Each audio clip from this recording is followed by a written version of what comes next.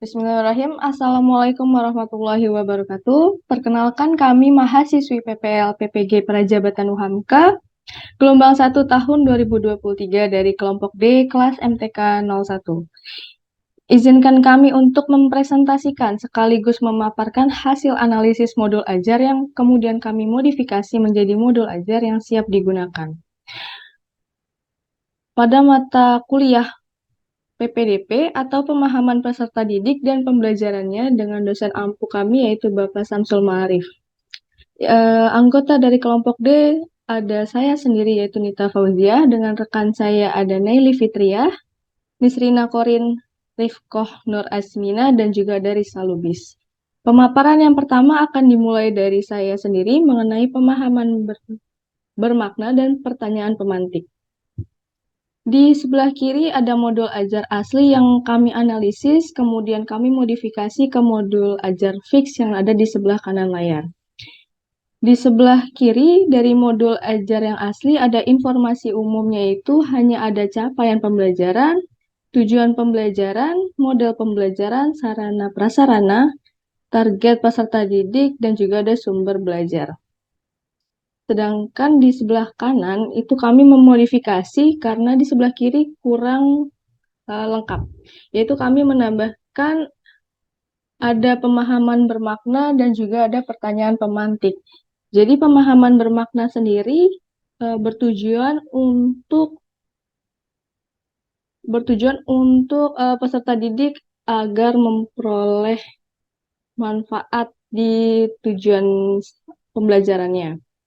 Nah, pemahaman bermaknanya kami itu menyelesaikan permasalahan kehidupan sehari-hari yang berkaitan dengan konsep segi empat. Kemudian ada pertanyaan pemantik yang kami buat, berupa jika kamu diberikan selembar kertas berbentuk persegi, dapatkah kamu membuat 2 buah segitiga yang memiliki luas daerah yang sama besar? Bagaimanakah caranya? Tujuan dari pertanyaan pemantik sendiri itu membuat aktivitas berpikir siswa lebih aktif lagi, kemudian memfasilitasi komunikasi siswa, kemudian juga ada memperkuat konseptualisasi, dan terakhir menilai proses kegiatan pembelajaran di kelas. Untuk materi selanjutnya atau pemaparan selanjutnya akan dilanjutkan oleh rekan saya yaitu Risa Lubis mengenai langkah pembelajaran, waktu pembelajaran, dan penggunaan TIPEK. Kepada rekan saya Mbak Risa, waktu dan tempat dipersilahkan. Baik, terima kasih Mbak Nita. Untuk mempersingkat waktu, saya akan melanjutkan pemaparannya mengenai kegiatan pembelajaran yang kita ambil untuk pembelajaran pertama. Di sebelah kiri kami ada modul ajar yang belum kami modifikasi. Di sini ada kegiatan, lalu ada alokasi waktu, lalu ada kegiatan siswa dan kegiatan guru. Namun pada inti pembelajarannya kita menggunakan model pembelajaran discovery learning. Pada modul ajar yang sudah kami modifikasi, di sini kami berikan penambahan, yaitu ada pertanyaan pemantik pada awal atau pendahuluan, lalu kami memodifikasi waktu dan durasi pembelajaran yang semula 2 jam pelajaran menjadi 3 jam pelajaran. Mengapa demikian? Karena pada modul ajar yang kami modifikasi, kami berikan penambahan waktu untuk pemberian asesmen awal dan asesmen akhir. Lalu berikutnya, di dalam inti pembelajaran, kami mengalokasikan dengan waktu 65 menit, di mana ada agenda stimulasi, identifikasi, lalu berikutnya ada pengumpulan data, pengolahan data, dan pembuktian. Pada modul ajar yang sudah kami modifikasi, kami susun dengan lebih sistematis sehingga pendidik atau pengajar yang menggunakan modul ajar yang sudah kami modifikasi dapat lebih terarah. Lalu pada akhir bagian penutup, kami mengalokasikan waktu sekitar 30 menit, di mana memberikan penghargaan pada kelompok yang mampu mempresentasikan dan guru memberikan waktu untuk menarik kesimpulan, sehingga karena waktu yang cukup banyak, guru bisa memberikan post test pada akhir pembelajaran. Baik, berikutnya boleh di scroll ke bawah, Mbak Warin. Oke. Boleh ke bawah lagi? Ya.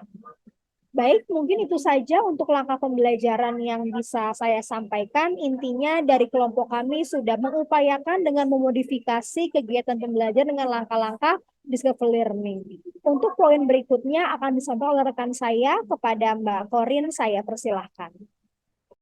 Baik, terima kasih Mbak Risa. Untuk selanjutnya, pada modul ajar yang asli belum ada asesmen yang dilakukan, asesmen awal di sini. Maka kelompok kami menambahkan asesmen non-kognitif sekaligus non-asesmen kognitif. Di sini sebelah kanan merupakan gambaran dari asesmen diagnostik non-kognitif yang kami buat. Ada nama dan gaya belajar tentunya. Kemudian pada asesmen kognitif, kami membuat 4 butir soal, namun untuk indikator itu ada 7. Ya, di sini materi prasyaratnya ya berkaitan dengan materi prasyarat sebelum masuk ke materi segi 4 dan segi 3, yaitu terkait materi garis dan sudut dan operasi bentuk aljabar. Sepertinya cukup untuk selanjutnya.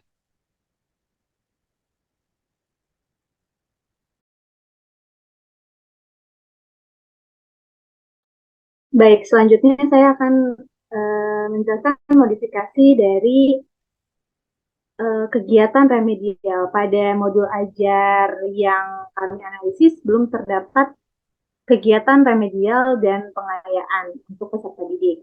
Nah, maka dari itu kami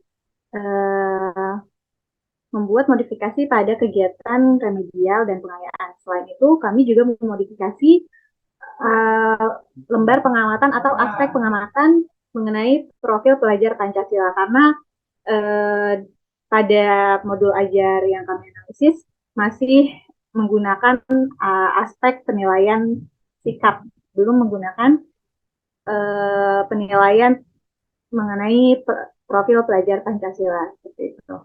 Mungkin boleh di scroll ke atas. Baik. Ya. Oke. Untuk profil pelajar Pancasila ada 6 dimensi, ada beriman dan bertakwa, berkebinekaan global, bergotong royong, mandiri, kreatif, dan bernalar kritis. Untuk masing-masing dimensi memiliki elemen dan sub-elemennya masing-masing. Hal ini termuat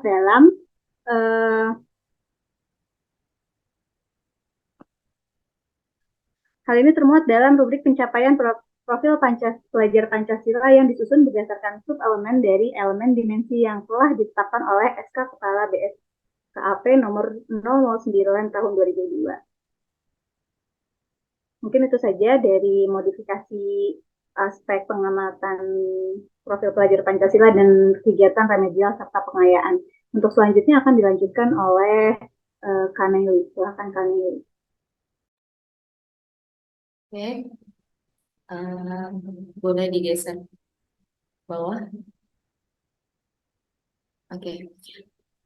Untuk modifikasi yang kami lakukan pada modul ajar ini adalah yang pertama kita membuat penilaian post-test, yaitu instrumen penilaian post-test. Nah, post-test ini dilaksanakan menggunakan media quizzes. Jadi nanti peserta didik menggunakan gawai atau handphone masing-masing untuk mengisi pertanyaan yang kami berikan.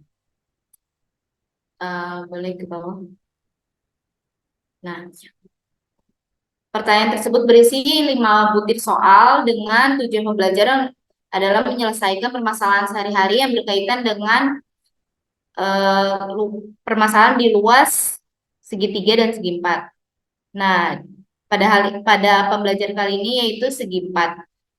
Di sini ada butir soal yang pertama, kedua, dan ketiga masuk dalam kategori C3. C3 ini yaitu mengaplikasikan, dan yang 4 dan kelima masuk dalam kategori C4 yaitu penerapannya ya dalam kehidupan sehari-hari. Siswa nanti menganalisis permasalahan sehari-hari berkaitan dengan segi 4 yang kemudian untuk hasilnya dapat dilihat pada skor total yang akan disajikan pada media quizzes. Kalau misalkan kita menghitung secara manualnya, skornya yang diperoleh dalam bentuk persentase, yaitu skor yang diperoleh dibagi skor maksimal dikali 100%. Nah, adapun assessment post test ini berguna untuk bahan refleksi guru atau kita sebagai guru dapat mengetahui bagaimana tingkat pemahaman siswa setelah kita melakukan pembelajaran. Nah, selain itu menjadi bahan refleksi bagi guru agar bisa melakukan perbaikan atau kekurangan apa saja yang terjadi pada kegiatan pembelajaran sebelumnya agar tercipta pembelajaran yang lebih baik ke depannya. Oke, sekian presentasi dari kelompok kami. Kurang lebihnya mohon maaf. Wabillahi taufiq wal hidayah. Wassalamualaikum warahmatullahi wabarakatuh.